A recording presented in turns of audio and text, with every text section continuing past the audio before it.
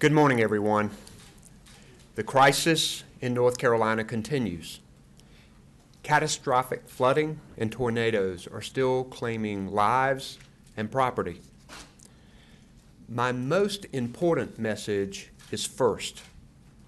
For many parts of North Carolina, the danger is still immediate. Flood waters are rising as rivers crest, and they will for days. Now, I know people are eager to get back to work and back to school, and many of you are even seeing the sun for the first time in days. In western North Carolina, things are looking better as most of the rain has moved out and the risk of rock slides and mudslides has decreased. However, many roads, particularly in eastern North Carolina and the Sandhills to Charlotte, remain extremely dangerous, and others are being added to the list. I urge you, if you don't have to drive, stay off the roads, particularly south of US 64. Don't drive around barricades. We're seeing this happen now, and the result is not good. Listen to evacuation orders. Be safe and wait this out. Here's some updates. As of this morning, North Carolina has 17 confirmed deaths due to this storm. We mourn the loss of each and every life, and our hearts go out to their friends and their family. We have more than 1,200 road closures, including 356 primary roads. Our major north-south connector, Interstate 95, and portions of Interstate 40 remain closed to traffic. As of this morning, a little more than 484,000 people in North Carolina don't have power. Even though the rain is moving away, the ground is saturated, and even a small amount of rain can cause flash flooding. First responders have reported rescuing and evacuating over 2,600 people and over 300 animals from flooded areas so far, and rescues are ongoing. We have been able to get supplies through to many in need, including some communities that are surrounded by water. 23 truckloads of food, water, and supplies made it into Wilmington this morning, and other communities facing this are being addressed as well. We have requested, and FEMA has added, more counties to our major federal disaster declaration request. Bladen, Columbus, Cumberland, Duplin, Harnett, Lenoir, Jones, Robeson, Sampson, and Wayne counties have been added for a total now of 18 counties. We've requested that Hoke and Scotland counties be added and know that there will be more counties added. Right now, the Black, Little, Lumber, Cape Fear, and Neuse rivers are inundated with major flooding, and 13 more rivers are forecast to reach major or moderate flood stage. Please don't make yourself someone who needs to be rescued. Again, stay off the roads in much of the state, especially south of US 64 and east of Interstate 73-74. Many roads in our state are still at risk of floods. Roads you think are safe can be washed away in a matter of minutes. And if you must drive, don't drive on flooded roads. Just a few inches of water can sweep your car away. And again, don't drive around barricades. Be alert for sudden flooding and be prepared to get to higher ground quickly. Pay close attention to flash flood warnings and follow local evacuation orders. I tell you, there are so many heroes throughout our state to thank this morning. The rescuers who are risking their lives to pull people from floodwaters, the law enforcement, firefighters, first responders who are working around the clock, the nurses, the doctors, the pilots, the utility workers, all the volunteers. From the people of North Carolina, I say thank you. We remain grateful to the volunteers who are providing safe shelter for the more than 14,000 evacuees in 110 shelter locations across the state right now. Kristen and I visited the new shelter at the University of North Carolina at Chapel Hill yesterday, and it was encouraging to see the resilience of the volunteers and the residents there. To the members of the media, I want to thank you for the work that you are doing in getting critical information out to people. We appreciate that. Please continue this message. We've been preparing for and living through Hurricane Florence for more than a week now, but this remains a significant disaster that affects much of our state. The next few days will be long ones as the flooding continues. Our emergency management experts and thousands of rescue and recovery personnel are on the job. This is what we prepared for, and we have new supplies and personnel coming in every hour. We, the people of North Carolina, will get through this. If you have an emergency, dial 911. For other help or resources or information that you might need, dial 211, or for the deaf and hard of hearing, 888-892-1162 for those using video relay services. And I'm thankful for Monica McGee providing American Sign Language as interpretation. I'll now recognize Mike Sprayberry. Thank you, Governor. My name is Mike Sprayberry, the Director of the North Carolina Division of Emergency Management. Good afternoon. The State Emergency Operations Center remains activated at a level 1 on day 8 of the Hurricane Florence response. I want to thank all of our federal, state, private sector, and volunteer partners, but I want to especially thank our local partners at the county and municipality level. We know that you have borne the brunt of the Hurricane Florence response, and you're still right there in it at this moment, so thank you so much. Here at the state, we continue to be engaged in large-scale search and rescue operations, and we continue to push out resources like commodities, generators, firefighters, law enforcement, North Carolina National Guard, Highway Patrol to our county partners as requested. There are over 1,200 first responders performing wide area searches with 233 boats throughout the state. There's also major aviation search and rescue operations being conducted, as well as general support aviation operations to bring in supplies for places that are cut off by water. We're also currently working with our outstanding volunteer partners from the American Red Cross, the North Carolina Baptist Men and Women, and the Salvation Army to set up mass feeding kitchens. We expect to be serving hot meals today. Shelters also remain a top priority, as you heard the governor say, and we are engaged in mass sheltering operations with approximately 14,000 occupants. We're also working with our federal partners to make sure we've got good temporary housing solutions once we move folks out of shelters and we find that we have a need for it. As a reminder, it's important to note that all 911 centers are operational. When you call, you may be answered from a 911 center in another county, but responders will be dispatched from your county as normal. This is how the 911 backup system works. As you know, significant flooding is occurring and will continue to impact in the coming days. That's important to remember. Even when you see the sun out, rivers are still cresting. We urge all of our residents to log in to our flood inundation mapping and alert network, known as FIMAN, at FIMAN at nc.gov. Again, that's FIMAN.nc.gov to see which roads and structures will be affected by flooding. Users can sign up to be alerted in this system by text or email when rivers begin to rise.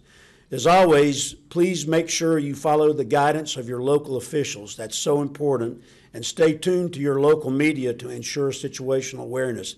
Thank you so much for your support of the North Carolina State Emergency Response Team. Thank you very much, Governor. Secretary Jim Trogdon. Thank you, Governor. Jim Trogdon, Secretary of the North Carolina Department of Transportation.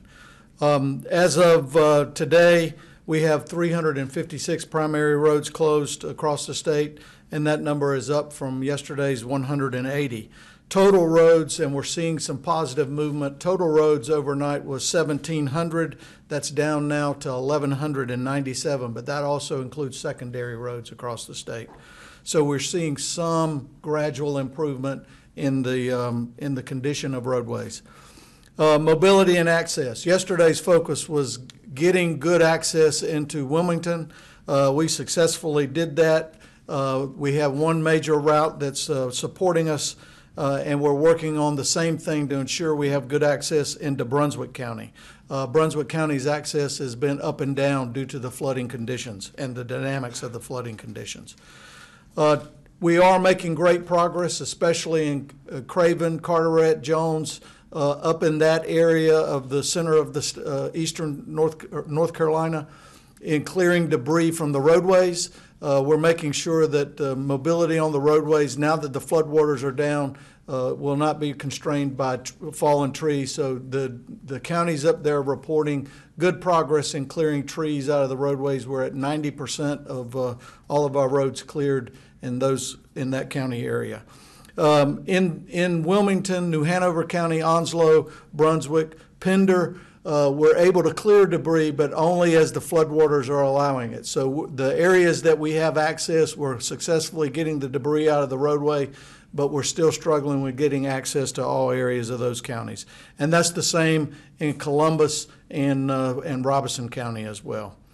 We did have one additional closure overnight of significance, and that's US 221 in Ashe County. It wasn't a mudslide or a rock slide. It was a slope failure, due to the heavy rains. That is closed, and we'll be able to let the citizens know how fast we can get that open. We are looking at potential new closures based on high water. We're working conditions, especially on Cottle Creek on I-85 in the vicinity of China Grove, which may flood in the coming days, as well as sections of US 74 from Charlotte to Rockingham. There's probably 10 or 11 different creek crossings that, based on the flood conditions and projections, we anticipate those may flood as well, so we're working detours on those significant routes. That concludes my update. Thank you. And I will add, and I know the Secretary will agree, we do not want evacuees to go back. Yes, we sir. do not want that to happen right now. There's too much going on. Colonel Glenn McNeil. Thank you, Governor. Glenn McNeil, Commander of the North Carolina State Highway Patrol. The State Highway Patrol continues to activate and deploy members into the affected areas to assist with the local response efforts. As stated, roadways are not getting better, and in some cases are worsening as the rain bands that occurred overnight are raising water levels in already flooded areas. As Governor Cooper stated previously and gave a long list of safety precautions, please, under no circumstances, should you drive around closed and barricaded roadways. The loss of life is unnecessary and preventable, so please do not cross running water, standing water, or barricade closures. You're putting yourselves in harm's way and also the first responders who are coming to attempt the rescues. The media, thank you for helping us get that strong public safety message out.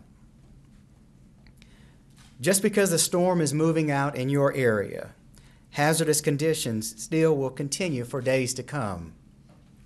We continue to work with our excellent DOT partners, monitoring I-95, I-40, and also our U.S. routes that serve as primary thoroughfares to bring help and supplies into the affected areas.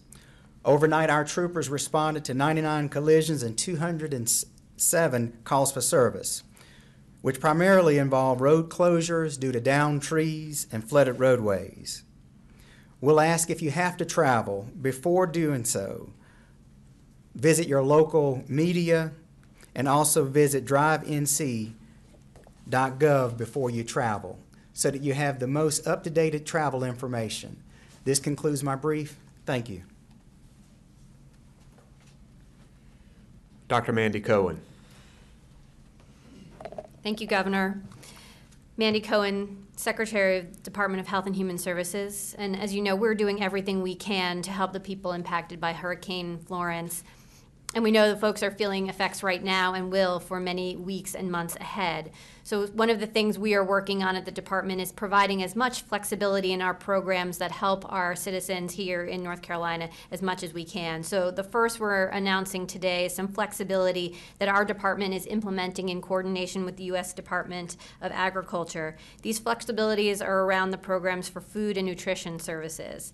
These are going to help everyone in the state. They're statewide temporary flexibilities that apply to all 100 counties and the more than 600,000 households who are enrolled in the food and nutrition support programs. So beginning today, North Carolinians will be able to purchase hot food, including food prepared for immediate consumption from authorized electronic benefit transfer realtors using their EBT cards.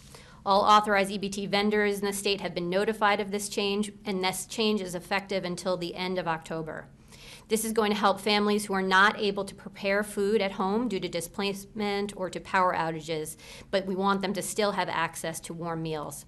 Customers should inquire first with the store to make sure that they can process hot food purchases, but this is a good step forward that folks can right now go to those vendors and get hot food. Second, we continue to work on making sure our medical shelters across the state are set up and supported. We had a 4th medical shelter set up and opened in Charlotte yesterday. All 4 of those shelters across the state have bed availability. The other 3 are in Goldsboro, Clayton, and High Point. If someone needs to go to a medical shelter, continue to work with local emergency management for those referrals. We also continue to stay in close contact with hospitals and other healthcare facilities throughout the state regarding their capabilities and their needs related to staffing or power, food, water, and supplies. We know folks are stretched. They're doing everything they can to meet the needs of their community. And they've been staying in good contact with local emergency management officials when they have issues. And we continue to gather that information and respond to those needs. Next, we're also established a disaster distress hotline for anyone needing crisis counseling or experiencing emotional distress related to the hurricane.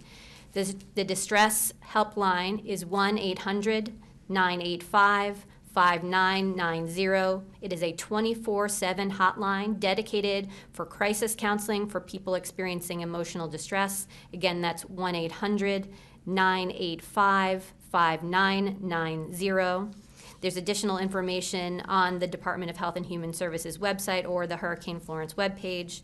And then lastly, I have to reiterate the message you continue to hear from the governor and the other colleagues standing with me. Please do not drive through standing water or moving water. Your life is at risk.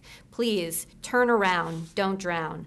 In addition, make sure that if there's flooding near your home, make sure you're not plugging in electrical devices. We don't want to see anyone electrocuted. We also make sure not to be using your gas-powered generators or outdoor grills inside your home due to carbon monoxide poisoning. And again, those foods that may have come into contact with flood or storm water, or if you've been without power and now those foods have not been refrigerated properly, please dispose of them. When in doubt, throw it out. We don't want to see any more people be impacted by the storm than absolutely necessary. Please be safe. Thank you. Thanks, Dr. Cohen. Mr. Albie Lewis. Thank you, Governor. I'm Albie Lewis, Federal Coordinating Officer with FEMA. From the start, we have had 2 incident management assistance teams working directly with the North Carolina Emergency Operations Center, conducting logistics, operations, and planning. Currently, we have well over 350 folks right in the Raleigh-Durham area working in support of the state. And we have approximately 2,000, not only in the state, but spread back to Atlanta and up to Washington, D.C. in support of operations.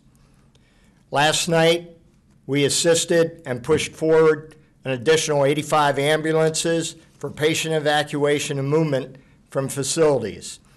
We are also supporting pharmacy support for the ambulance fleet. We are coordinating medical providers for those shelter operations in Charlotte. Currently, we have 5 health and medical task forces, 2 rapid deployment forces who are providing support to all the medical needs in central and eastern branches. Mr. Sprayberry talked about the urban search and rescue teams. Many of those came through the EMAC. We are also providing an additional 800 federal urban search and rescue personnel who are deployed here in North Carolina with swift water rescue capabilities to augment those local fire support facilities and teams, and they've supported over 700 rescues. We have 4 disaster medical assistance teams and 3 national veterinary response teams, and they're staged in the western and central branch to prepare for those additional impacts. We have 5 pharmacists supporting the pharmacy cache and staging in preparation for post-storm public health requirements. And then finally, our United States Army Corps of Engineers is supporting power restoration and conducting assessments on critical infrastructure to provide generator support where needed. Thank you. Thank you, Albie. We're getting a lot of calls that people want to help. There are a lot of wonderful charities that are helping. You can also contribute to the North Carolina Disaster Relief Fund at governor.nc.gov. We have a number of experts here who are working as part of this team in the disaster response, and we will be glad to answer your questions.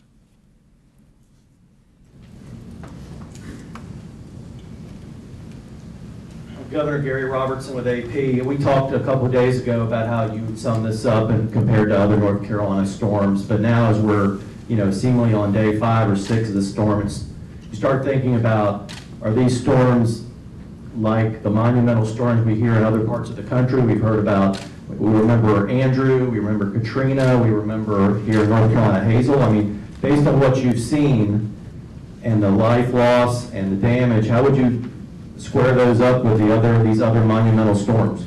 This is an epic storm that is still continuing because the rivers are rising in certain parts of our state. Some areas have not seen the worst flooding yet. So this is a monumental disaster for our state that affects many of our counties, many of our people. We're going to be going through an assessment here over the weeks and months to be able to quantify the magnitude. But already we have 17 people who have died. We hope there are not more. We hope there's not another life lost. But we know that raging rivers are still out there and more lives can be claimed. We're all going to work hard. Governor Cooper, Dwan Hogarth with WTVB. Of those 17 that have died, does that include the one from Union County regarding the toddler? And then also President Trump coming to the state. Have you all connected yet? And do you plan to accompany him on his trip? First, I think, number one, the answer is yes, that it does include the toddler tragically died in Union County. I know our office has been in touch with the President's office, and they are working on some arrangements for that. We're going to have a number of federal officials visiting us, including FEMA Administrator Brock Long and Homeland Security Secretary Kirstjen Nielsen, and I'm sure there will likely be others as well. Yes. Hi, Governor. Debbie Elliott with NPR. As you've been coping with this crisis, are you gaining any insight into, how you live with water in this state, and are you thinking about planning for that, and also just the public resources needed to cope with something like this? We are going to have to be smart about our recovery and about our long-range planning. When you have 2 500-year floods within 2 years of each other, it's pretty clear it's not a 500-year flood. So as we approach recovery both short-term and long-term. We will have to look at flooded property, work on mitigation and buyouts, and being smart about how we recover, and make sure that we're involving local, state, and federal officials. We're going to need significant resources to recover. There's no question about that. People need help immediately. So I will just tell you this, that is certainly kept in my mind, but our immediate concern is pulling people out of the water, keeping them safe, and dealing with the short-term emergency needs that people have. Travis Van WRL, can you give us some details about how you're able to get in and out of Wilmington? What went into that? Is it just high axle trucks that can get in and out right now? So either Mike or Jim, which one of you guys? Okay. Yes, sir. We have one limited route into Wilmington, and it is clear. So our DOT crews, supporting elements are all using that route. But it is one route that, based on what's going to happen over the next few days, we don't have a 100% degree of confidence that we can sustain it. So it is open today, and we're pushing supplies as hard as we possibly can, with the plan that it may not sustain us over the next week. Can you tell us, though, how you opened it? Did you have to do some construction, or? No, it was all high water going down and debris getting out of that road. So a combination of getting the trees cut, utility crews helping us get the power lines out, and then getting and letting the water get down below the pavement level. And you able to get normal vehicles through there, or just? All of our vehicles can go.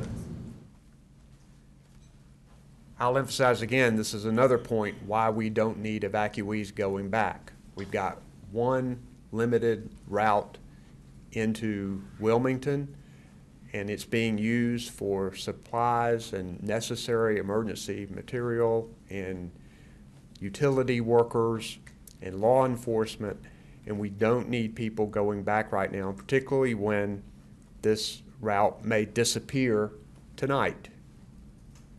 Yes, sir. I'm sorry, Governor, this isn't my question, but just a follow-up is, are you telling us that that limited route, if a regular driver came up there, that they would be turned away? I just want to understand how limited access. Yes, so we're pushing hundreds, if not thousands, of vehicles, so those have priority. However, the route is not closed, but we're just discouraging, unless you're a first responder or you have a dire reason to get to Wilmington, please wait. I wonder if I could ask Mike something regarding transitional housing. We know that there are, hotels, and there's a lot of rural areas that don't have hotels, and those where a lot of people are going to be struggling. What are you going to, have you thought about and provide any details about what you're going to do with people who are in rural areas, but there really isn't enough hotel space to set them up for weeks? Right, so there's also other programs where the disaster survivor can actually move back into their house and begin to do some minor repairs that will be covered, and we're looking into the possibility of maybe getting some travel trailers too.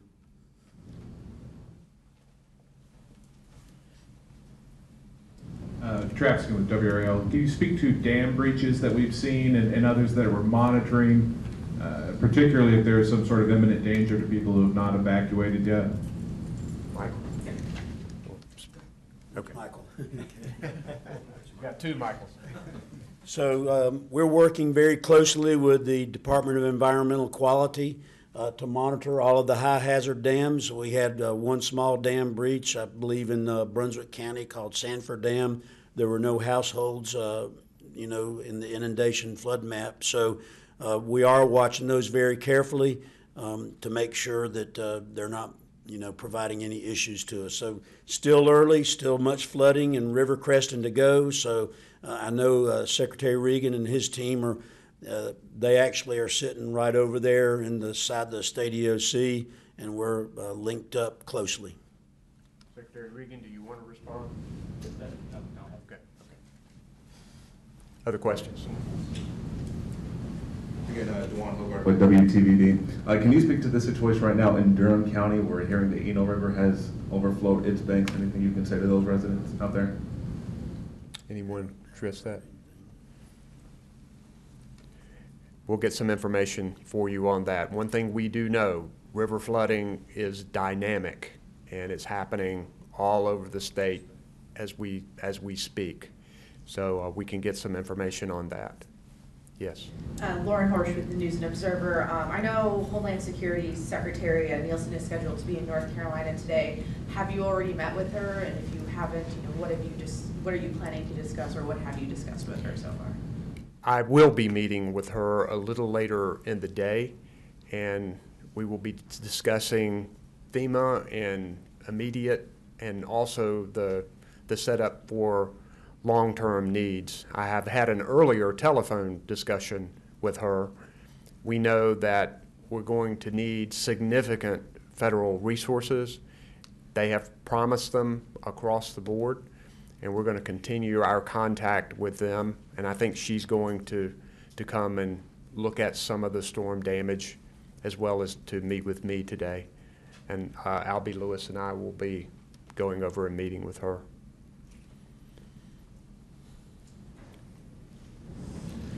Thank you again, appreciate it. Can you give us any updates on coal ash ponds and/or hog lagoons, whether there's been any news about that? I'll call on our Secretary of Environmental Quality. Thank you, Governor. As it pertains to coal ash, I think you're aware that we had a failure at one of our landfills at Sutton Plant. Duke Energy is on site doing an analysis. Within the next hour, we will have the Department of Environmental Quality solid waste experts on site as well to assess the damage to that landfill. We are monitoring coal ash, or actually coolant ponds at Weatherspoon, and do not have any action there as well. In terms of hog lagoons, we've got one hog lagoon breach reported in Duplin County.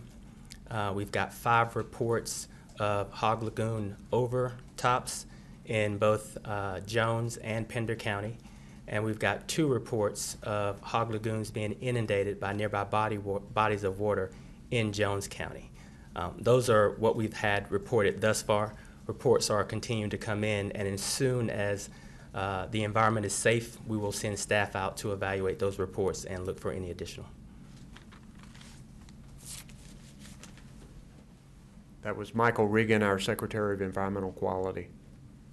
Any other questions? Okay, we'll let you know when the next briefing is. Thank you.